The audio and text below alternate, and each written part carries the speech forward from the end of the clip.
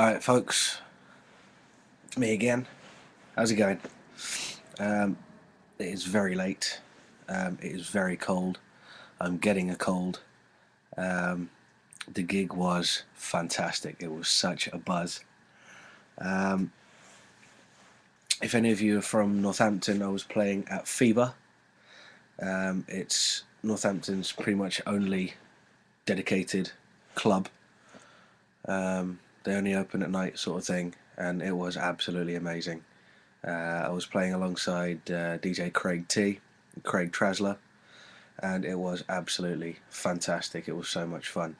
Inside there was house playing, and outside we had everything urban, so everything from slow jams, hip hop, R&B to dubstep, all that sort of thing. It was seriously a lot of fun.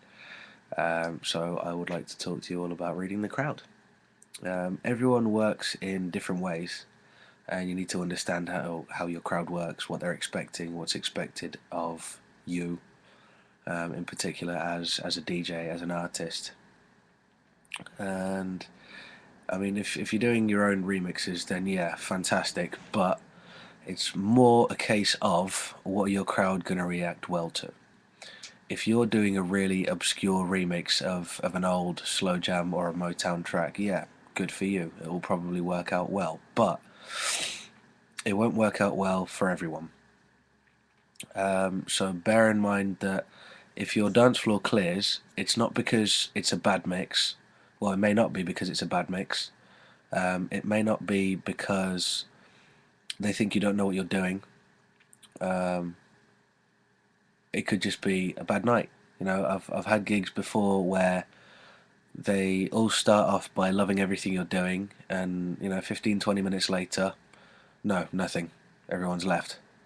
I've also had gigs that have worked exactly the opposite way around, where it's been dead for the first couple of hours, and then just suddenly everyone in town turns up, and you're completely packed out.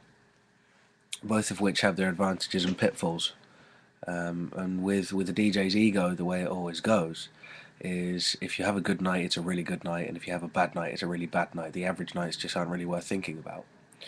So make it an advantage for yourself that you have a bad gig, because you can always learn from things you do. You can always start experimenting with tracks that you never really tried.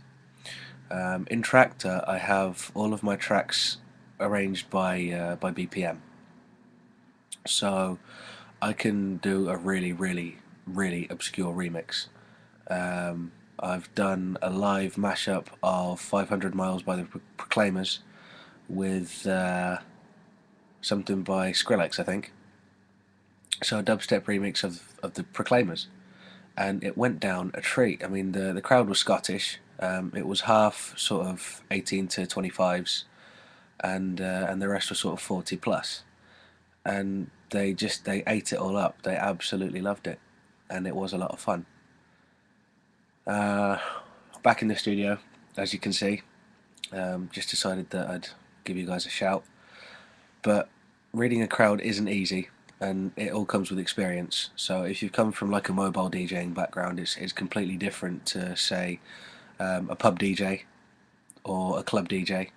If you're a club DJ, you have a completely captive audience. If you're a pub DJ, then it's all sort of hit and miss. Same with bars, because you're not necessarily going to be people's last stop. Uh, what else to talk about? Monitoring. It really, really irritates me when you can hear the DJ's monitor over the actual PA. You don't need your monitor that loud. It doesn't matter where you are, it doesn't matter how much reverb is in that room, you do not need your monitor that loud. That happened with one of the DJs that I went to visit just before I went on.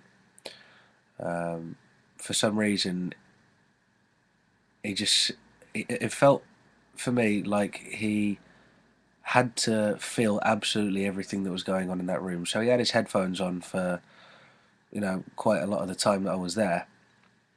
And even when he did have his headphones on, he still had his monitor cranked right the way up. If you don't need it, don't use it. It's completely irrelevant. And it kind of makes your headphones redundant. or your headphones make the monitor redundant. You know, if you know exactly what you're doing, especially in software, you can see where all of your waveforms line up. If they do line up, fantastic. If they don't, then you know where to move them to. Um, but yeah, it's kind of irritating on a personal level. Um, you know what? I'm gonna leave it at that. Chances are I'm gonna record another one tomorrow. Again, no idea when I'm gonna post these. Excuse me. Um, Working a job and DJing, etc., etc. They're all really tough. I'm gonna start blabbering. It's late. Good night.